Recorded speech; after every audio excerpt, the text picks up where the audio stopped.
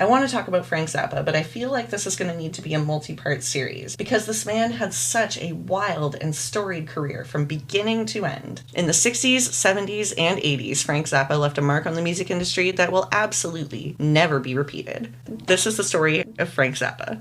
So let me start at the beginning. Frank was a Capricorn, born December 21st, 1940. His father, Francis Zappa Sr., was the son of Sicilian immigrants, and they grew up speaking a lot of Italian. On his mother's side, it was a mix of Greek, Arab, and French heritage, and they were a heavily Catholic household. His father was a scientist who worked for the Defense Department in the development of chemical weapons, and as a result, the family moved around a lot. Sometimes they lived so close to chemical plants that Frank recalled having to keep gas masks in the house just in case of incident. Everything about his unconventional childhood would have a profound effect on the art that Frank Zappa would later create. Zappa was fascinated with avant-garde music. He was captivated by composers like Edgar Varese, Igor Stravinsky, and Anton Webern. But he was also an American teenager who loved doo-wop music and pop music and anything with heavy guitars, particularly Johnny Guitar Watson, Howlin' Wolf, and Guitar Slim. In my personal opinion, Frank Zappa's experimentation kind of overshadowed what a brilliant guitar player he was. By high school, he was already writing orchestral scores and sitting in R&B bands. At Antelope Valley High School, he met Don Van Vliet, who would later become known by his stage name Captain Beefheart. He moved to Los Angeles after graduating and struggled to make it as a musician for a few years. Around 1962, he started doing scores for small films and saved up enough money to put a down payment on a small studio called Studio Z, where he experimented with tape manipulation, sound effects, and multi-track recording.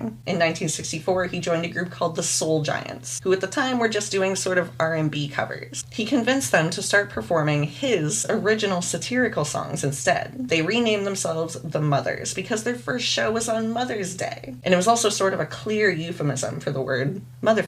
Later, of course, when they wanted to sign to a real label, they were told to change that name immediately. So in order to not lose it entirely, they changed it to Mothers of Invention after the phrase, necessity is the mother of invention, which, oh my god, is so Frank Zappa's vibe. Then, in a strange and upsetting situation in 1965, Frank learned the hard way about working in the subversive underground art scene when he was set up and arrested in a police sting operation. He'd agreed to make what he thought was a harmless, erotic audio tape for a client, who ended up being an undercover cop. He was subsequently arrested for conspiracy to commit pornography. He spent 6 months in jail and lost the studio as a result, the event leaving a huge imprint on his feelings towards authority. The Mother's first album, Freak Out, would be released in June 1966, starting Zappa out on a roller coaster ride of a career.